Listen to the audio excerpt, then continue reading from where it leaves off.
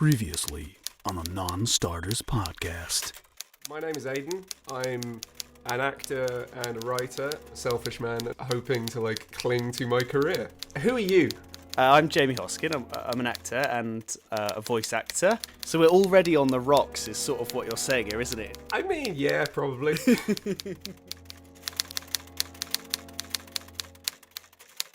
I've switched you off so that I don't keep looking at you while I'm trying, because the way my camera and my iPad are set up, I keep turning away from my camera, and you can't really hear what I'm saying properly. That's the reason. That's the reason he gives. That's fine. If that's what you need to say, that's fine.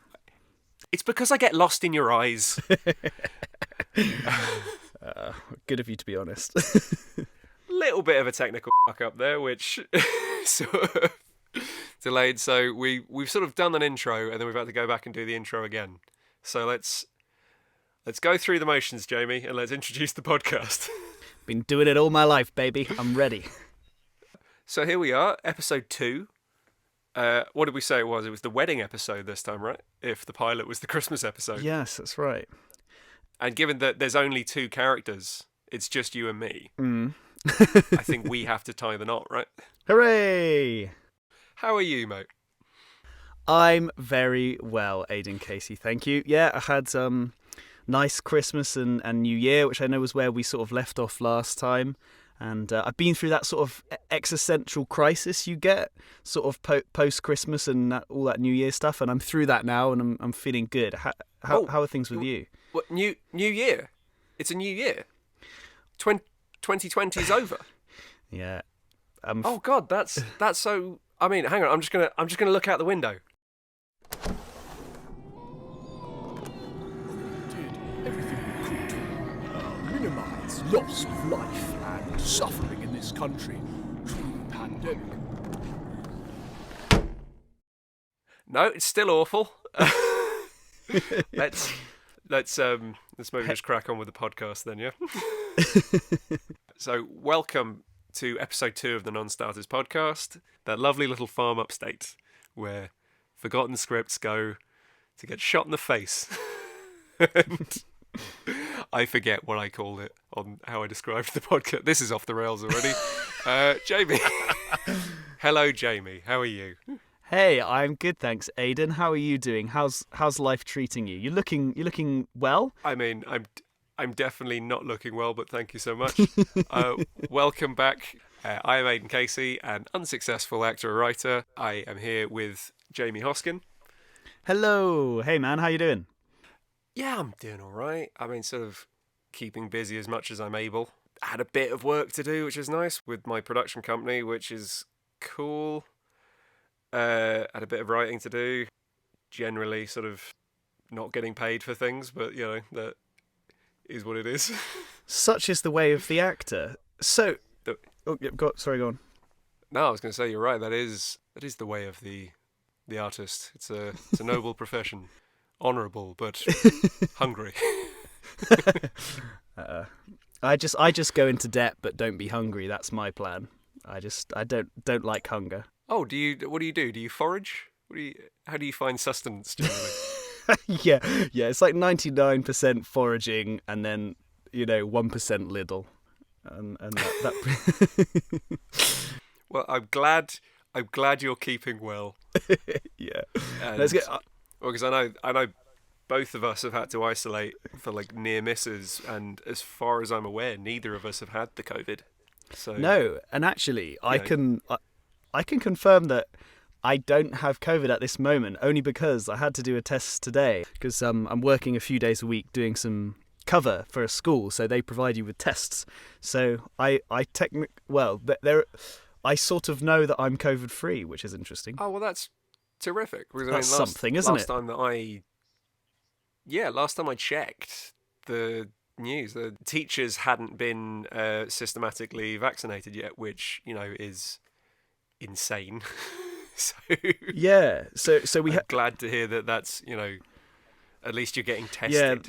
Yeah, that's it. But it's only just come in. So what's the date? It's February the 2nd. The iPad just says at me. So it's only started from, I think, this most recent lockdown. We're in England and it's lockdown 532. And so it's only just started. Previously, there was no testing, but it's something. I get to stick a swab up my nose each week. Oof. Yeah, it's quite grim. Because I live with family members who are like extremely vulnerable and have to isolate. I have basically not left the house much, other than to go for a short walk. I've not had to take many tests, and as I understand, it's not the most pleasant thing in the world. It's not, but it's interesting because some people are a bit like, oh, I can't be bought, like I don't want to have to do it, but I think pretty much everyone just sort of goes, well, it's actually a pretty small inconvenience for quite a big sort of good safety measure, isn't it? You know, like there's no sort of accountability. You could just not do it, but like, why would you put your co-workers at risk when you have that option? I think it's pretty much what everyone thinks in the end. Well, totally. And I mean, the only equivalent I have, which I'm going to edit this part out, is where you go when you go for a sexual health screening, and they give you the option, like, do you want to like just drop a urine and we can test it for all the things and come back to you, or do you want to have a up your and we'll tell you now if you have chlamydia. Nice. I think that. And the thought process for that, I just don't want to establish the tone, even if this is going out, was, the thought process is definitely like, do I want to do something unpleasant for a minute and just know that I'm okay? That's the only equivalent I have, having not had to do a COVID test. Yeah, I've actually done I think I've done 4 or 5 tests now, so I'm pretty much a pro. As far as one can be. I mean, it's unpleasant that you've had to do that, but I'm glad you're being safe. Yeah, sounding a lot like a conversation with my mum right now. Well, your mum does text me periodically to make sure that I'm checking up on you, yeah. Now, Aidan, before we launch right into the whole sort of belly of the beast here, do you want to just sort of briefly discuss the idea behind this podcast? This is your obviously fantastic idea. What's its sort of I think origin? You're right. It's probably, again, just in case. It's worth sort of just running in. Yeah. I mean, if you are just joining us for episode 2, go back and listen to episode 1. What are you doing? But weird place to start. No, listen to them in whatever order you want. It's fine. It's a free podcast. Yes, welcome back, and welcome if you're just joining us, and welcome back if you're joining us again. This is the Non-Starters podcast, where we look at scripts and creative projects which, for one reason or another, COVID, have had to be shelved or put in a drawer and not seen the light of day since. It's a nice, safe space for us to talk about our creative endeavours. I say safe space. Jamie's I was gonna say a mean, brutal person. Well, I'm a bit nervous to be honest today, because obviously I've read a lot of Aidan's writing. He's quite a prolific writer in many ways. He's written many sort of TV shows and very impressive scripts. I classically unpublished, unaired TV and film scripts. Hey, I'm not it's a successful writer in any shape or form. It still counts, just because they haven't been put on anywhere. It's still very impressive. I think you're right. It's probably fair to describe me as prolific. It's not fair to say I'm successful. Well, anyway, your writing is I really enjoy it. I always find it quite funny and quite sort of, just sort of. Oh, thank you. The thing that I like about your writing is it sounds sort of believable, whereas anything that I seem to put to paper just sounds so contrived. I just hate myself after looking at it. But having said that, I've written something. Can I go into a little bit of detail about the idea behind what I've written and where it came from? Because it's got a nice little backstory to it. I mean, please do. That's the format of the show. Oh, great. I mean, Okay. we introduce ourselves. We introduce the piece of writing or sketch or scene or whatever it is we're doing. Yeah. And then we read it and then we talk about it afterwards. Okay. So let's stick to the format, Jamie. Tell me about your script. Okay. So this this event that this scene is based on pretty much happened to me and my friend, my American housemate, just before Christmas. We weren't in a lockdown at the time. We sort of had level 2, tier 2 restrictions, and we'd gone to see a panto, and then we went for we were just sort of like afterwards we went for a cup of tea in a local pub, the Globe, and the title of this scene is called One Foot in the Globe. Hopefully you'll see why later, other than obviously it being about the Globe pub. But basically what... And I assumed it was a play on One Foot in the Grave. It sort of is, and you'll see why because of sort of what occurs a little bit in the script. But it was just came to mind. Okay, so did you say this is a recent thing that you've written? Yeah, very very recently. It happened a couple of months ago, and basically it was just a situation where we were sat in me and my friend were sat in this pub just having a cup of tea after a show and sort of chatting about it. But there was a raucous group of sort of old boys, sort of in their sort of 50s or 60s, and they were just quite drunk, and they're obviously like really good friends, and were just ripping into each other and just bursting into hysterical laughter. And they were so loud and like ridiculous that every sort of 30 seconds we just stopped our conversations and listened to them, because it was just so hilarious and so interesting, and they were just really upstaging us. so we just sort of definitely been in that kind of situation. Yeah, I've done that. I've been on dates in the past, like, you know, when that was a thing that people could do, like Yeah. go out and, you know, sit with one person and, you know, just talk to them in public. I'm not complaining. Restrictions are important right now. But yeah, you have that weird moment where you're sitting across from someone that, you know, presumably whose company you enjoy, and you either you want to get to know them more or they're an old friend. Yeah. And you just have to look them in the eye and say, I'm so sorry, I need to like stop the conversation. What those strangers are saying is more interesting to me. Yeah. Literally anything you have to say. But it just, yeah, that was basically the thing. So I just thought it was a funny thing to just try and sort of make a note of some of the nonsense they were talking about, and I only got a tiny bit of it, but it's a little bit that, and it was a little bit the other thing that I just sort of really liked about this occurrence is I think that we are quite good, you and I, Aidan, at sort of lovingly sort of taking the piss out of each other in sort of all possible ways, quite almost ruthlessly at times, but we just... I'd say it's one of the tenets of our friendship, I would say. Definitely. It's like one of the legs that it stands on. You kick that leg out, you take away the piss taking. What have we got to say to each other, really? And it was just nice. It was nice for me to see that never stopped. There's no point denying it. It's just... Sorry. I know. It wasn't something to deny. It was just the way you just accepted that and moved on. You did. There was no joke. You're like, yes, you're a terrible friend, Aidan. Moving on.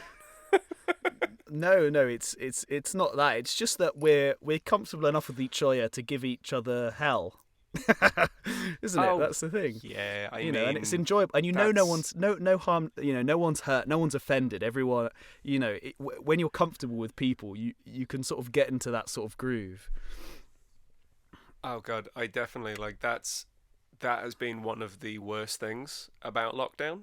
Well, particularly being like lockdown with family members, not being able to insult people enough.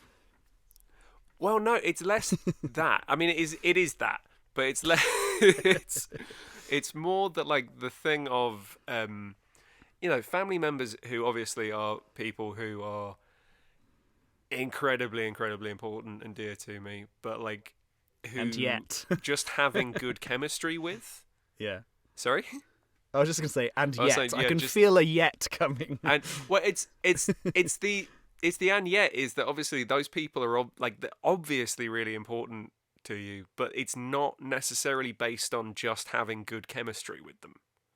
Like, I would say like our friendship is, I'm not, just to use hyperbole, like if we didn't get on well and have good chemistry and like banter with each other, like it's not the end of the world for us to then not like talk anymore. There's no like social pressure for us to stay in touch other than the fact that we want to. Yeah. So I have that thing of like being around people who obviously I care about a lot and obviously I'm going to try and maintain good relations with. Mm-hmm.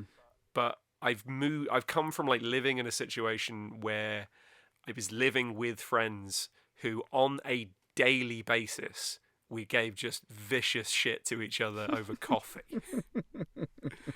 And then I didn't have a course correct coming home.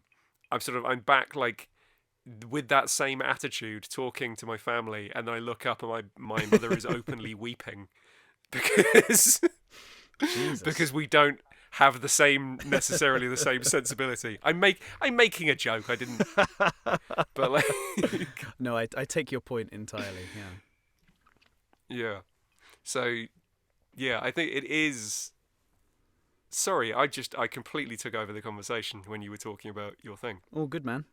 So, shall we? Do you want to jump into this? Okay. I think as per the established rules from episode 1, it's your script, so you read the across the page, and I'll jump in with whoever you want me to read for. If you could be Mark, he's sort of West Country accent. Is that acceptable? I'm pretty sure I remember you doing West Country. I can do a caricature West Country. Just do a caricature. He was soft, but like I'm the same. I can't really do like gentle. I can do normal or I can do proper West Country. There's no gentleness about it, you know. If we were better actors, maybe. I mean, that's the crazy thing. Do you find, even though I grew up in the West Country and live here currently, I can't do a West Country accent for shit. A couple of years ago, when I had an agent, and they called me up saying like, "Oh, I've got an audition for you for Poldark. You can do a West Country accent, right? That's where you're from." It's like, I can try, and maybe offend some people. Yeah. I will be Mark. And also be Trev. So he's just RP, so that's fine. You can just be a normal, RP, gorgeous. So Mark, soft West Country. Okay, let's do it. This is the world debut of One Foot in the Globe. Alister and Lola navigate their way through the old English pub, passing the crackling fireplace and well-dressed Christmas trees. Alister, local to the area, whilst Lola new to it all. Both in that late 20s, early 30s bit where hangovers hurt and things begin to ache. Eventually, they find a free table near a group of 4 older men in their late 50s, early 60s. The men sit in a way that implies they're locals. They are firing half-pissed insults and interruptions at each other with the gusto of old friends. Shall we take this one? Sure, I guess. The pair sit down, jettisoning wet clothes to a spare chair. The 4 men at the neighbouring table burst into raucous laughter at another pithy end to a good story. Lola's eyes dart to their neighbours. She cracks a smile and raises an eyebrow to Alister. The barmaid/waitress arrives at Lola and Alister's table. Hey, what can I get you? Just tea for me, thanks. Yes, tea also. All right, 2 teas. Pause. She smiles through her mask with raised eyebrows as though expecting them to order something else. They smile sweetly in return to say they're not going to. Lovely, I'll get that right away. Exit waitress. The noise from the group bleeds across into the scene. I was pissed, see? Only wanted one more.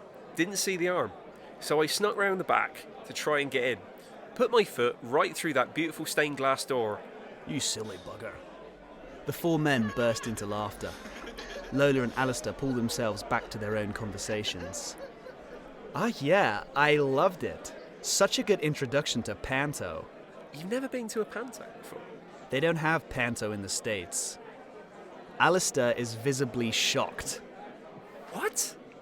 Every town just mostly does the Nutcracker for Christmas. Fucking ballet?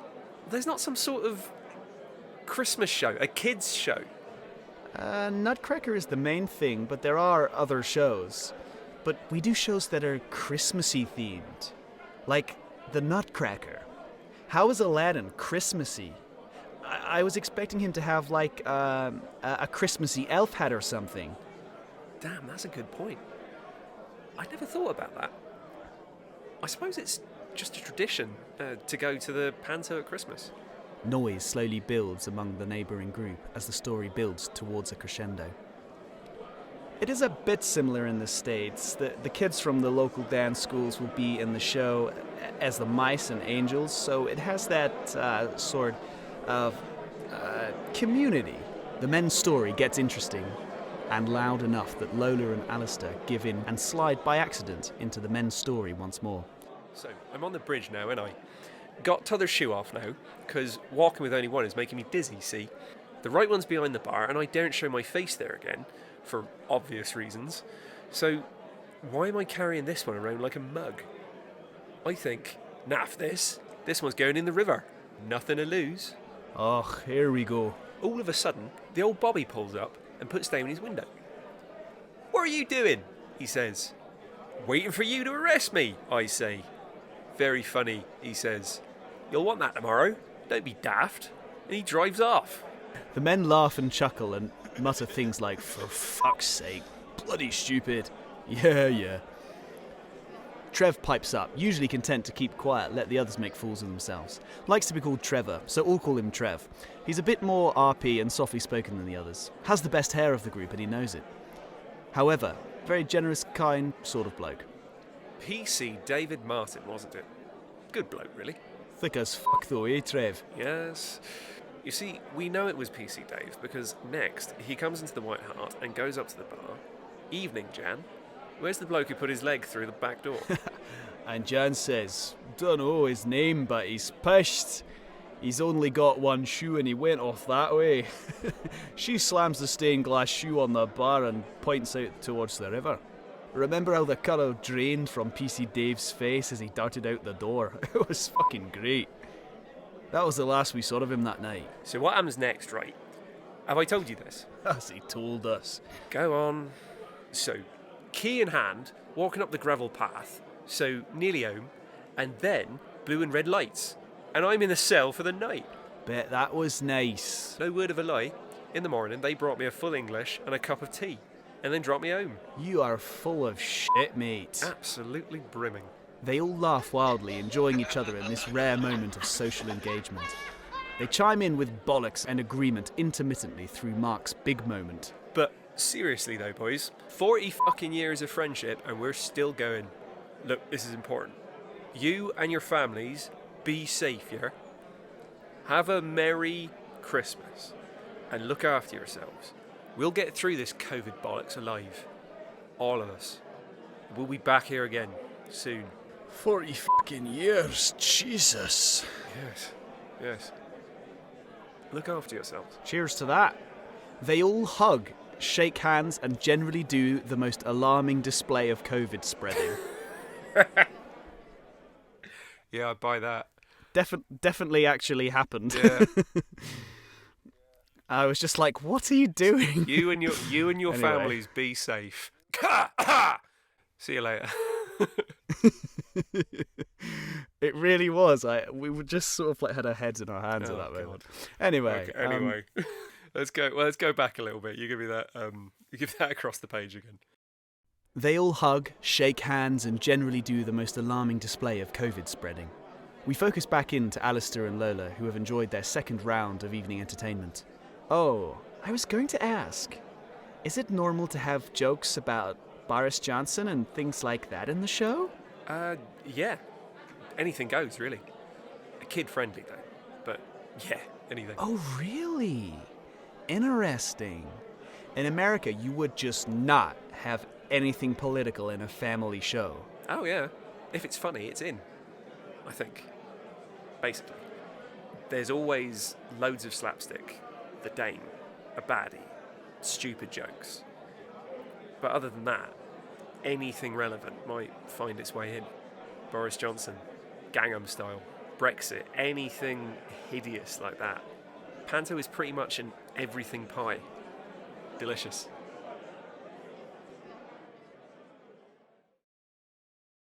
Woof. 1 foot in the globe. There he is, 1 foot in the globe. I like that, man. No, this is cool. This is nice because this is kind of exactly what I wanted compared to the last show, because I wanted to make sure like this was like an eclectic sort of project and there were like different types of things being read on it. Sure. That was very David Mamet. Tell me a bit about let's talk more about like how you said this was like an overheard conversation that you've like fleshed out. Or did you hear all of this and you just wrote it all down?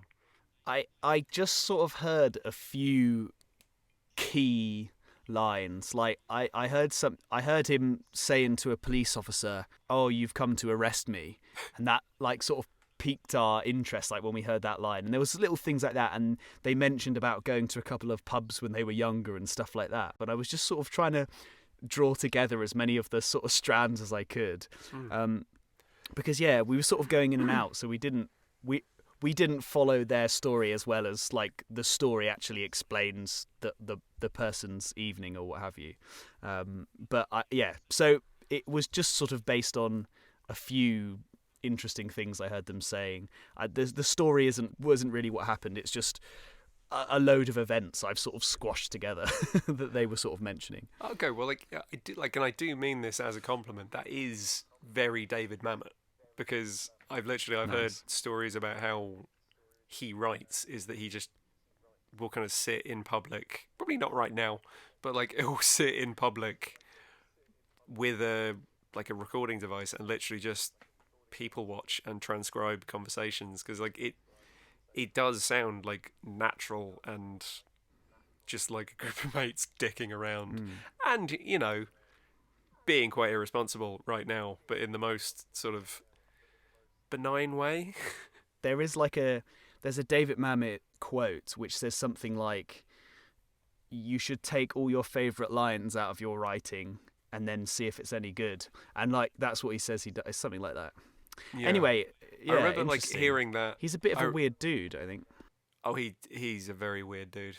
I do remember hearing that quote and hearing it from someone who I think only remembered half of it, and I think it's because literally someone was saying to me, like, as a piece of writing advice, like, "Oh, you should always remove your favourite lines from anything you write."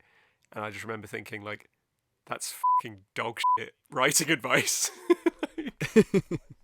It's like, oh, anything that you think is good, just get rid of that.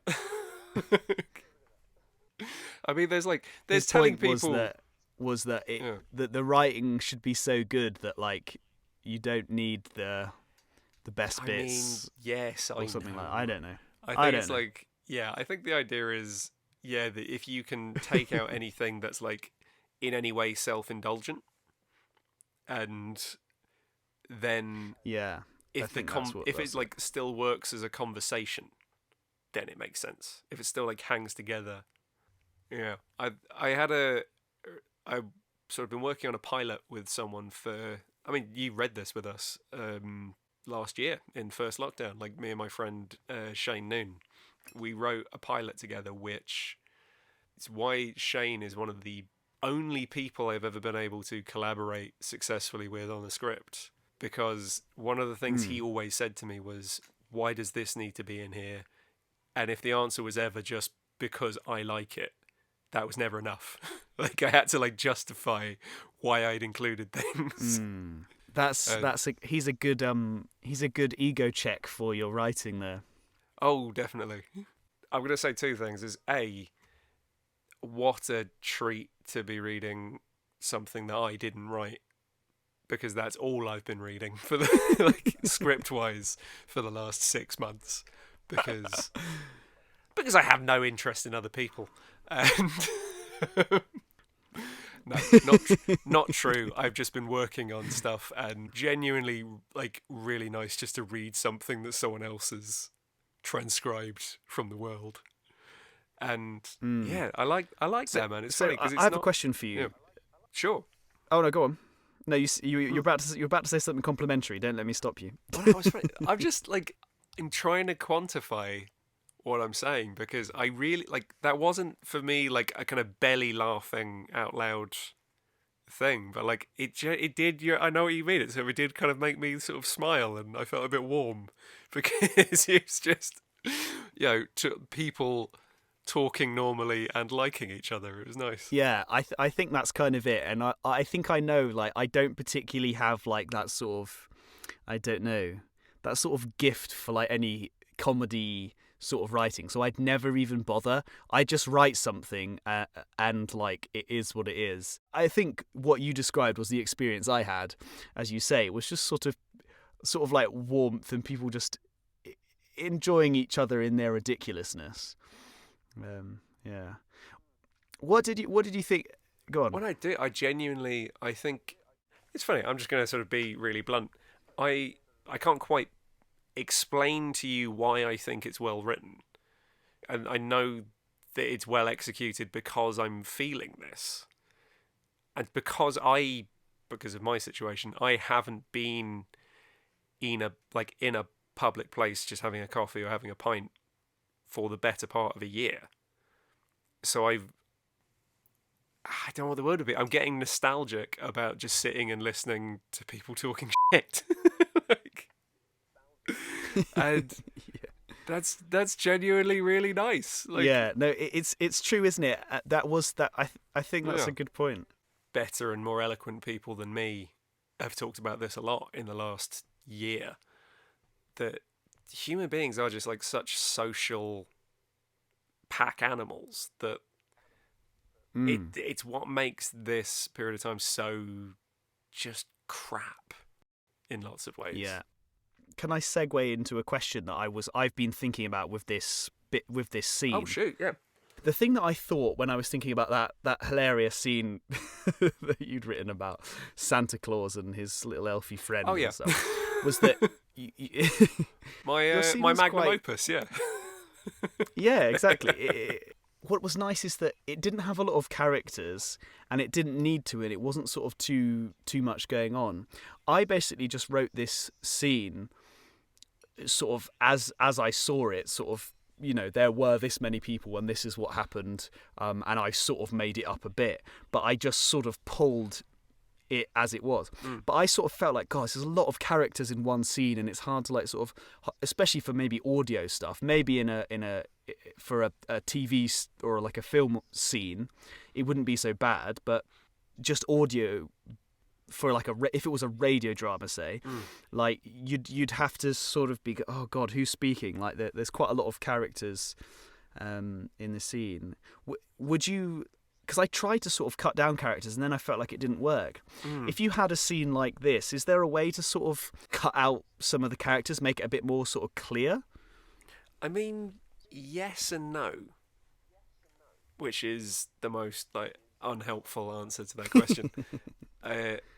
I personally, if I was taking a second draft at this, I mean, it doesn't even compare to the sketch we did last time, because the last one was two characters that were very, very clearly defined and were very big characters. That kind of thing, I think, translates to the radio much easier, because there's kind of less legwork for the audience to do if all they're getting is a person's voice. It's why, and I'm probably talking myself out of ever getting a job on this show. It's why I find the Archers quite impenetrable. I secretly quite like it. Well, is that bad? That's not bad at all, because whatever I really like it. Whatever you like, whoever you love, Jamie, it's fine. I think the way I would compare it, and again, this is my taste in radio. I am by no means an expert at all. I'm talking to you on the first microphone I ever attached to a computer to record audio. But my experience was the two radio shows that I think are incredibly underrated, that I can't recommend enough, are Cabin Pressure by John Finnemore and Bleak Expectations. Yeah, Bleak Expectations. It's like it's comedy Dickens, isn't it? Basically, and it's hilarious. Yeah. Just because all the characters in that are so big, and I think that's what helps it translate to an audio thing. And that's not to say that everyone needs Anthony to be that Head, way. isn't it? Yes, which I've been binge watching Buffy in lockdown. You can't have enough Anthony Head. You can't. He's cracking. Sorry, just we're tangentially, very lot of big tangent here, but just to say, watch Buffy. Every single motherfucking scene, Anthony Head is fucking on it. He's acting like he's responding. He's like got the right intention. He's got the right action. He is like there in the scene. Every fucking take of every fucking episode. It is amazing. I was watching it because I watched it recently, and oh my god, he's so skilled. Every episode, I'm like, you're killing it, man, and no one even knows.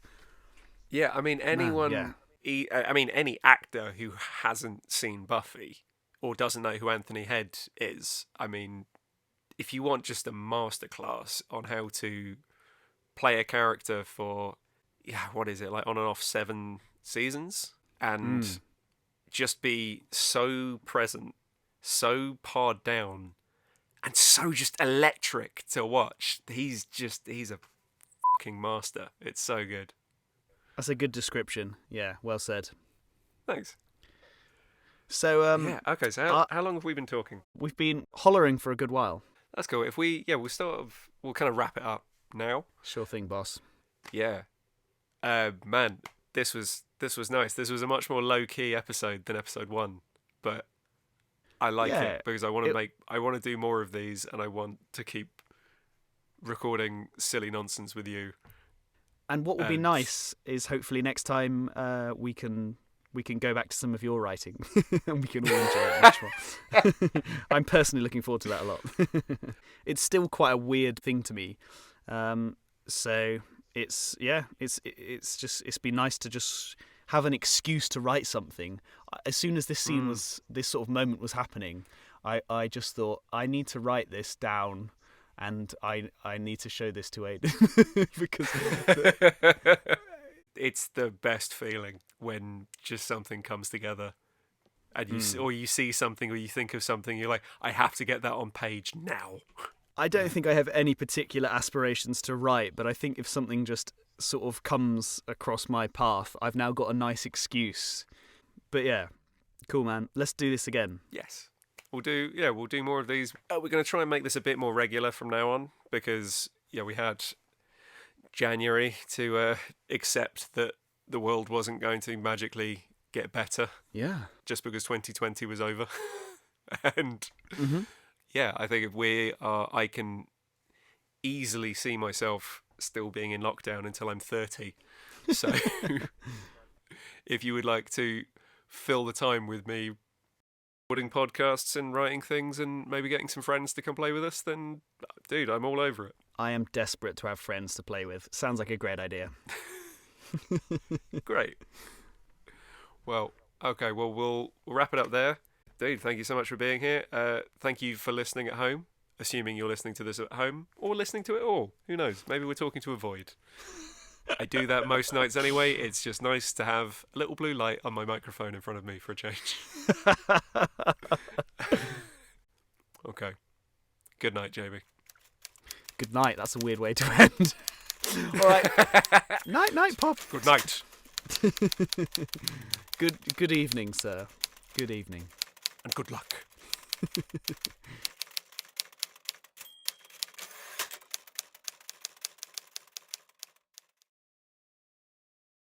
Why is just talking normally? I don't know. Why is just talking normally so hard? Oh, this one was harder than episode 1. I don't know why. I shouldn't have tried to be the host of a podcast.